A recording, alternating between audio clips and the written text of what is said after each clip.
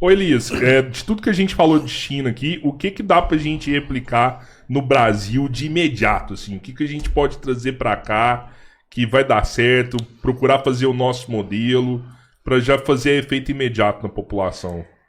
Não existe modelo, né? E nada é replicável, vamos dizer assim. Evidente que a China nos entrega. O socialismo, enquanto forma histórica, tem 120 anos, vamos dizer assim, né? Um pouco, 17 até, menos 110 anos o socialismo tem enquanto forma histórica.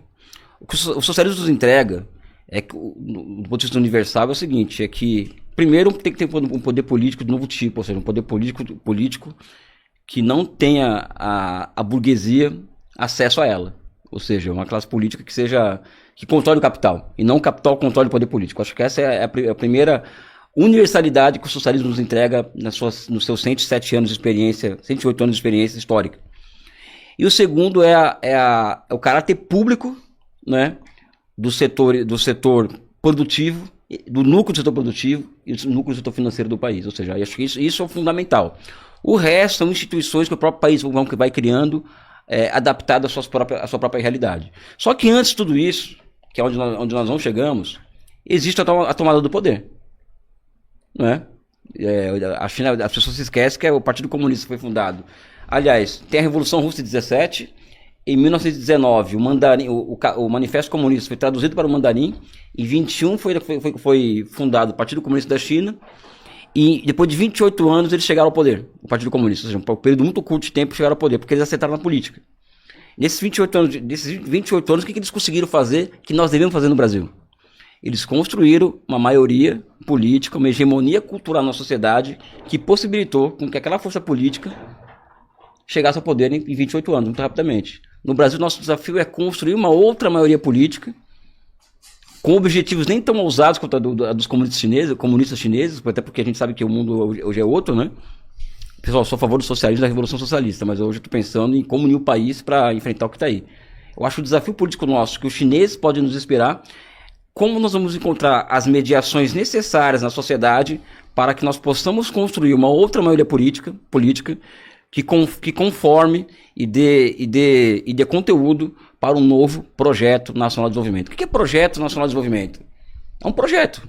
É um business plan. É um business plan, só que envolve a formação de empresas em setores estratégicos, sistema financeiro orientado à produção, não à finança, investimentos maciços em ciência, tecnologia e inovação, etc. O projeto. Nós sabemos o que o Brasil quer ser daqui 10, 20, 30, 40 anos. Então, o desafio brasileiro que nós podemos importar dos chineses é como formar uma outra maioria política, e é uma maioria heterogênea, que é mais complicado ainda, que é uma maioria formada por pessoas que pensam diferente, inclusive, né? Que não seja capaz de entregar presente e futuro para o país. Acho que esse é o grande problema nosso. Isso político. É o que a gente precisa fazer. Mas é possível separar essa nova classe política da burguesia?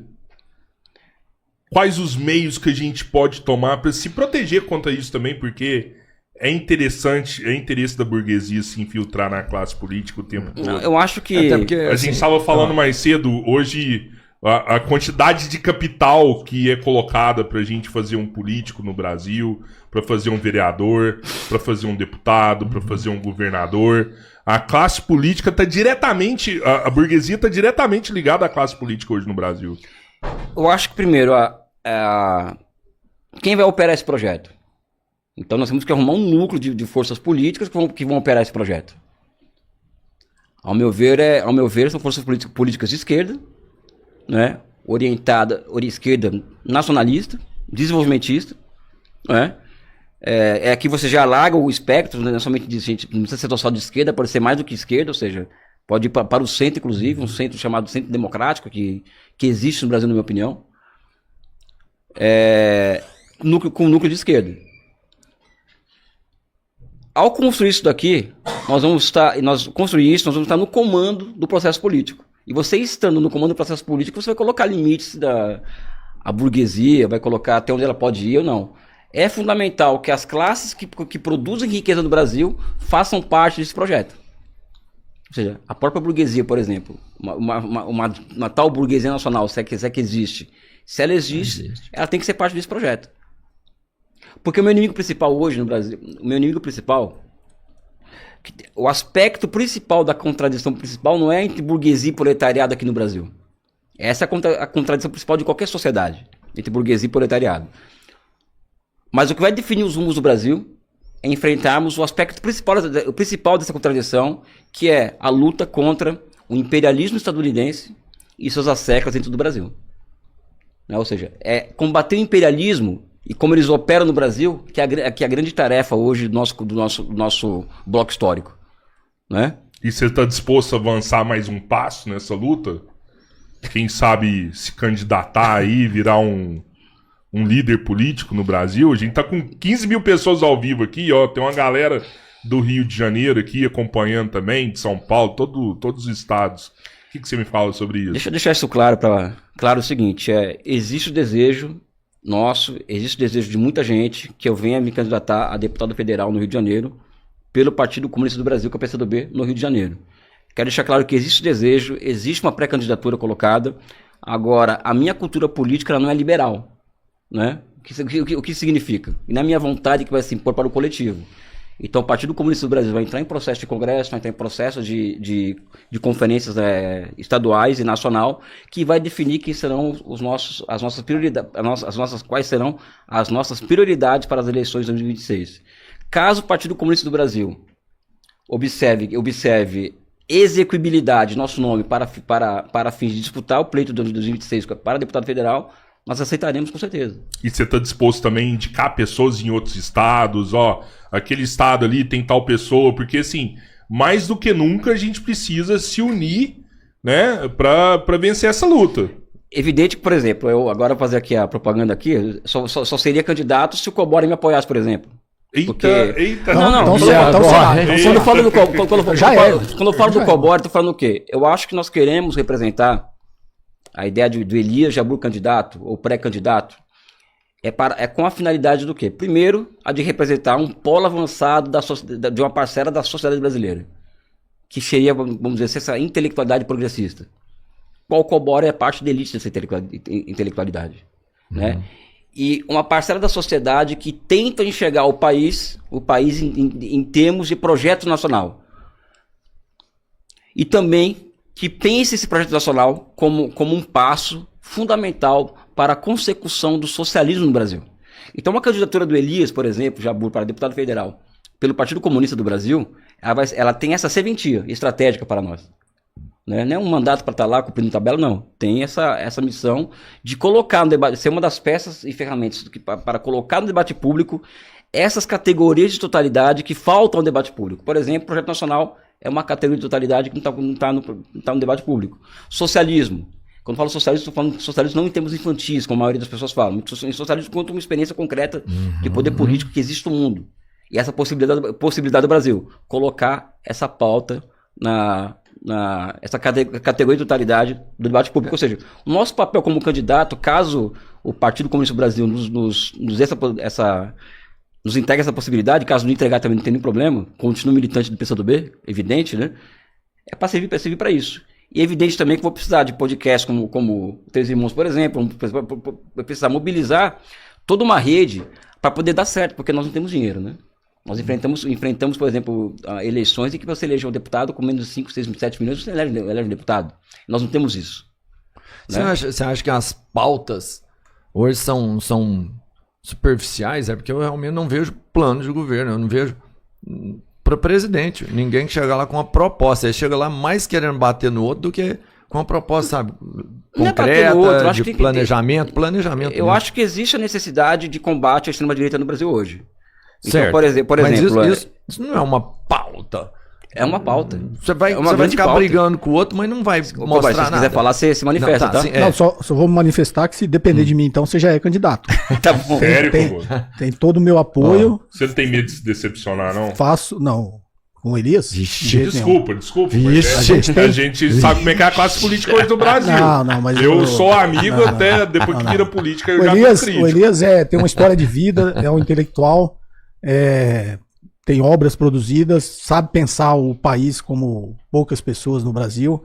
E na realidade, eu como eleitor, o que eu sinto falta é de opções, né? Pra gente votar e poder realmente abraçar a causa e fazer campanha. Então, pela minha admiração e tudo que eu conheço do Elias, da história de vida dele, de tudo que ele já produziu, que ele está produzindo atualmente, né? Sim. No debate público, tem com certeza o meu apoio. Faço campanha, vou lá no Rio, por conta própria, para subir no palanque lá e falar um pouquinho do meu amigo que Fico até emocionado ouvir isso. nós estamos precisando de pessoas como ele no país. O Brasil, a gente estava comentando no almoço, né? A cada legislatura o Congresso só vai piorando, né? Tem aquela ditado, nada está tão ruim que não possa piorar. A gente tem que reverter esse movimento. Não é possível a qualidade das pessoas que nos representam lá, cara. Essa questão de decepcionar, deixa eu fazer um relato aqui para vocês sobre essa questão. Primeiro que se eu quisesse... Minha cultura política não é liberal, né? É marxista, leninista.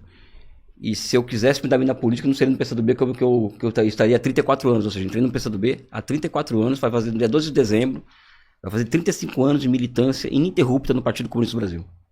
Né? Então, é uma escolha de vida que eu fiz. Né? E a minha vida, desde o meu primeiro dia de militância até hoje, é evidente que tem família, tem filho, tem uma série de mediações que a sociedade nos coloca, e nós escolhemos que são fundamentais. Tem um filho, tem uma companheira que eu amo, sou louco pela minha família, louco pelo meu filho, louco, enfim. Agora, a minha vida, ela é uma vida que a prática que deve a verdade, né, que ela é dedicada para a luta pelo socialismo. A razão da minha existência é lutar pela conformação de uma sociedade superior no Brasil, que seria a sociedade socialista. Agora, por outro lado, a gente vai aprendendo ao longo da vida e estudando que ali está o capital, pegar essa mesa aqui, ali está o capitalismo, né? E ali está o comunismo, né? E então essa mesa toda seria a etapa de transição para o comunismo, seria o socialismo, né?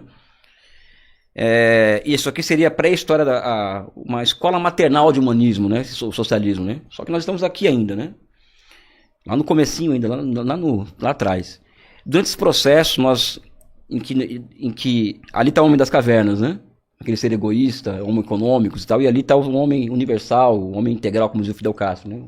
Um ser humano com outro grau de subjetividade. Nesse processo, a gente se reconhece como ser de uma comunidade. Então, me reconheço como ser de um país aqui. Então, eu sou brasileiro. Então, eu também, a minha cultura política, ela é altamente baseada no patriotismo muito grande. Então, para mim, ser comunista, ser marxista, de uma corrente específica do marxismo, que é o marxismo-leninismo, né? Também me leva... É causa e consequência também de um profundo amor que eu nasci, porque meu pai é libanês, ele entregou para nós, para nossa família, esse amor ao Brasil, por uma série de motivos, né? Mas eu, politicamente, eu só consigo entregar praticidade para o que eu penso estrategicamente, que é o socialismo, se eu for um patriota exemplar, ou seja, se eu for uma pessoa que lute diariamente pelo meu país e que sinta o amor incondicional ao meu povo, um amor à minha pátria, porque esse amor à minha pátria que vai condicionar o meu chamado internacionalismo. Ou seja, eu só posso ser solidário à Palestina ou os povos africanos em luta se eu amar loucamente meu país, ou seja, se eu sentir um amor incondicional pelo meu país e pelo meu povo. Não posso amar alguém se eu não me amo, vamos dizer assim. Então, não tem como se decepcionar, porque eu fiz uma escolha de vida, né? Sabe? Então, volto a dizer, caso ocorra essa candidatura, não está definido ainda, não sei eu que defino isso. É evidente que a gente não vai separar com essa finalidade, ou seja, essa finalidade maior estou emocionado, desculpa, o Cobori fez quase me... de pensar o país em outros termos, pensar em um outro nível de sociabilidade. Desculpa a minha emoção, porque quando a gente lembra da nossa história, a gente fica um pouco à flor da pele, né? E eu não sei porque o Cobori rola um clima, assim, no bom sentido da palavra, né? Porque é uma... qual que é o nome que a gente dá quando... Empatia, né? Sim. Vocês dois foram, rolou uma empatia muito grande no primeiro momento, né? Foi, eu não gosto de alguém não ter conversa. Foi legal. Sabe? E o Cobori por vídeo, né? Sabe? Porque ele é uma figura, para mim, exemplar em vários aspectos, né? E ele transparece no olhar dele isso daí, né? Pelo jeito dele, né?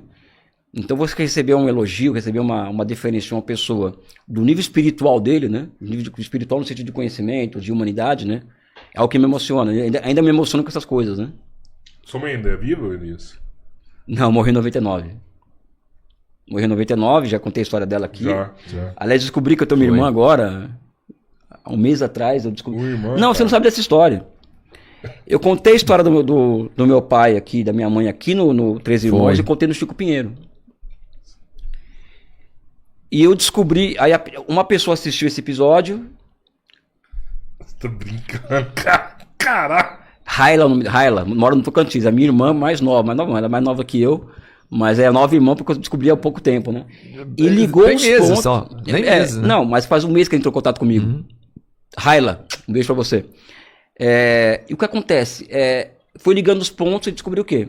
Que meu pai tinha um filho fora do casamento da minha mãe, e que essa pessoa mora no Tocantins hoje, ela tem 42 anos de idade, tá? Minha irmã Raila, entendeu? E ela é a cara do meu pai. Não, é impressionante, ela é a cara do meu pai. A cara do seu pai? A cara do meu pai. É Não, a minha mesmo? cara também, né? Do olho claro também, igual o seu pai? Igual assim? o meu olho, assim. Eu não a vi Aham, pessoalmente, aham. mas é impressionante, ou seja, esse meu relato aqui no Três Irmãos, no Chico Pinheiro, me levou a uma pessoa vir atrás de mim pelo Instagram. Talvez sejamos irmãos, né? Aí começou a troca de foto. Caraca, mano. Raila, o nome dela. Mora em Tocantins, em legal. Palmas.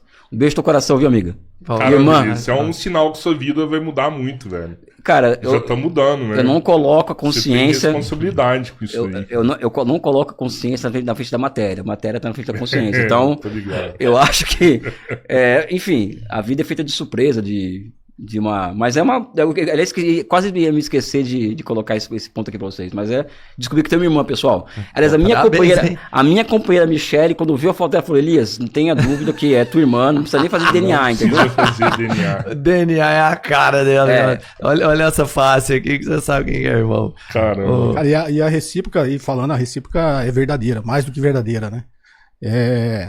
Por tudo que eu passei, e eu também tive essa empatia imediata com o Elias,